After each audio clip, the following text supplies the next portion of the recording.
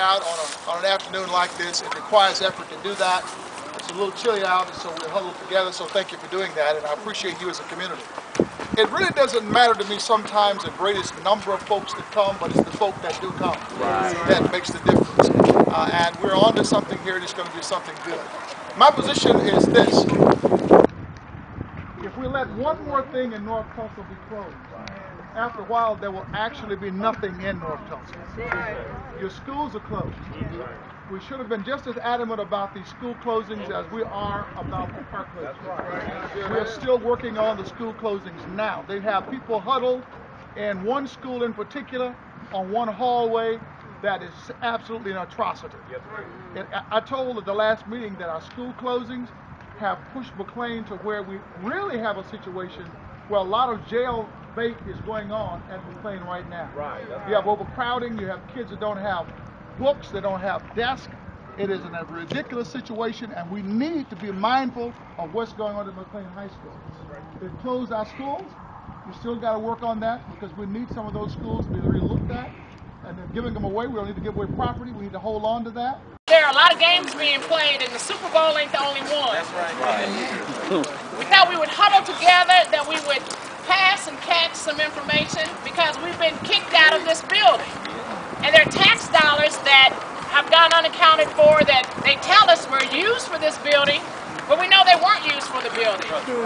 And we've asked the park board, we've asked various folks in the city to provide us with detailed information in terms of where did the dollars go? We're talking about third penny sales tax money. We're talking about grants perhaps that they have. We can only show you what we've been able to dig up because they have not been helpful at all in that regard. So when you ask for information that's public information and folks are withholding it, that immediately for me raises a red flag. That's right. Because if it's public information, why wouldn't they just hand it over and say, these are the numbers, this is where the money was spent, this is what's in reserve, but we can't get that information. So I tell you, Kevin Ross first alerted me to this. There's some folks that have known about this for some 3 years.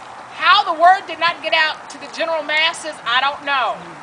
But what we do know is now we got a date of some March the 16th, and they're talking about bulldozing this building, and all of a sudden now they tell us they have $800,000. First it went from $500,000, depends on which meeting you're in. Sometimes they'll say $500,000, then they'll say $800,000, so we've got some folks that really care about this issue. They've taken time to dig up some research, and we wanted to give you all some facts today, and that's what you have in your hand when you see these numbers.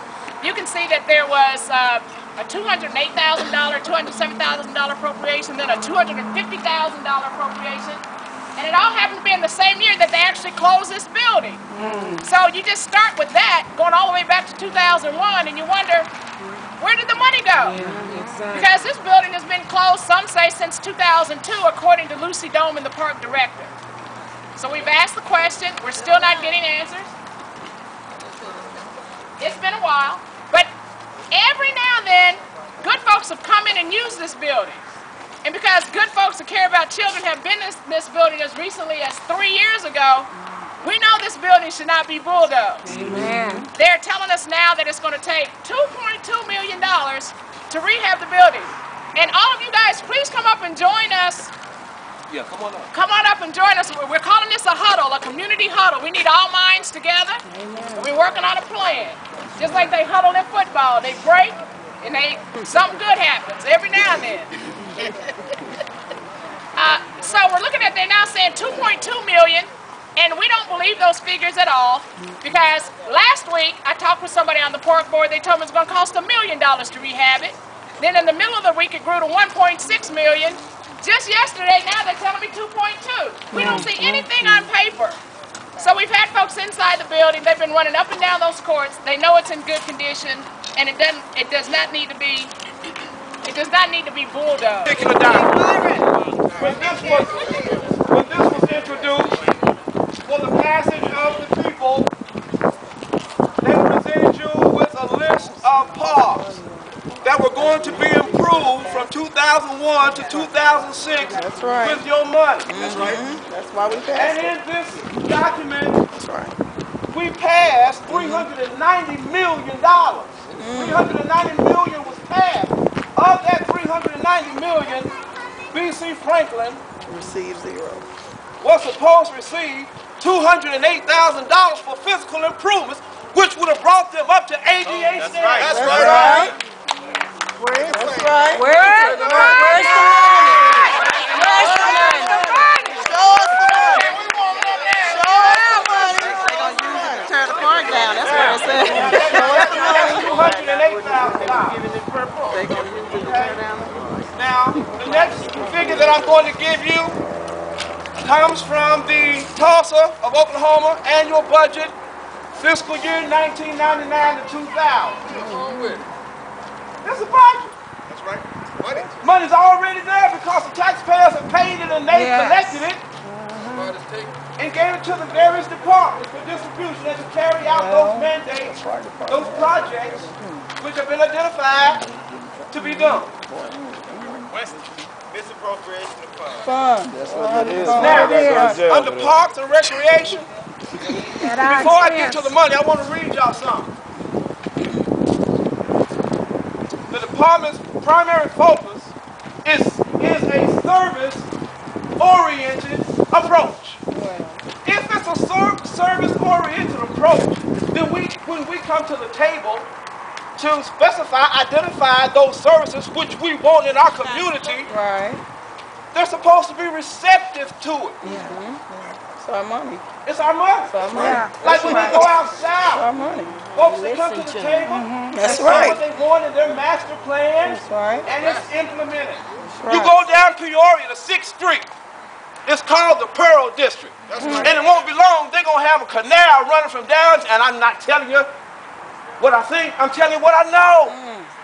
Pearl District will have a canal running down 6th Street. With your tax dollars. You go down 6th Street and you see all the improvements. We're asking for improvements in our community. Let's have a real problem with this attitude that we're begging. If you paid for something, you should demand that it work exactly like you want it to work. You paid for goods that you don't have, that pretty soon you won't have if we don't act now. So we are not begging, we're asking for accountability, as the pastor said. We demand accountability. There is nothing wrong with you demanding accountability. It is something wrong when you face these situations and you don't have facts, you don't have information. That's why we gather this group of people together, so that we can become a think tank and we can learn how to get information, get the facts, and then go before. Who goes into court without the facts? We are in court, believe it or not. We are in court, and the guilty want to take this building down. And give you a splash pad that you can use 3 months out of the year. Who in their right mind buys something for $400,000 that they can only spend? No, it may be $800,000. The numbers change every time we have a meeting. But the reality is, we are not begging. You are demanding to get what you paid for, because your tax dollars have been put into this building and nothing has been done with it. Nothing has been done with it. There is no proof. This is the evidence that we're going to give to the courts.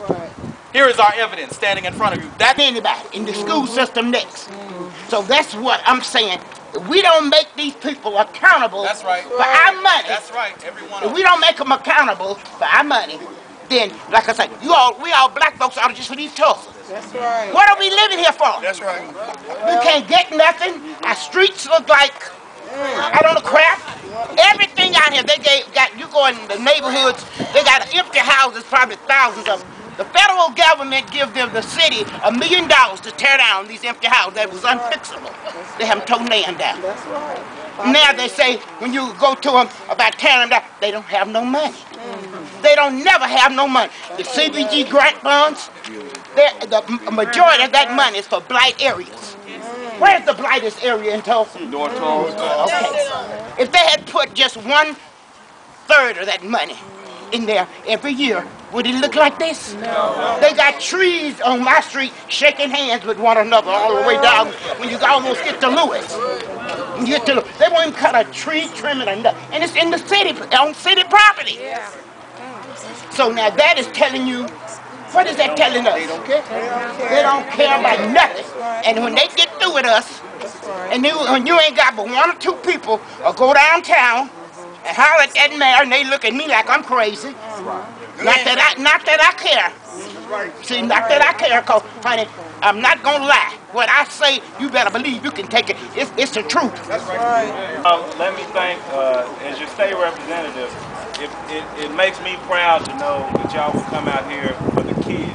Because we really, Ms. Rogers remind me of Fannie Lou Hamer. We sick and tired of being sick and tired. Many of y'all know me, I'm Jabbar Shoemate, but I want to thank y'all for coming out on a Sunday afternoon. Here's the real issue. The other day, there was a report in the newspaper saying that there's more black-owned homicide of our kids in this city than almost any other city in the United States of America. If kids are not being mentored and developed in our parks, then how do you expect us to improve our community? I had some folks in here from Wells Fargo. They gave some homes here last week. I drove them downtown and showed them City Hall. They don't understand why City Hall can be in a skyscraper and they can't keep a park open. That's right. That's right. So here is the real issue here today. Are we going to be about in this community just being quiet and letting them allow our kids not to get the things they need so that they can move forward and not end up as a statistic that we read in the paper being killed by one another? So we got to fight, not just today, but we got to keep it going. All too often they wait till we go to sleep. And if we go to sleep on this issue, we are in the face of our children saying we don't care. You're right.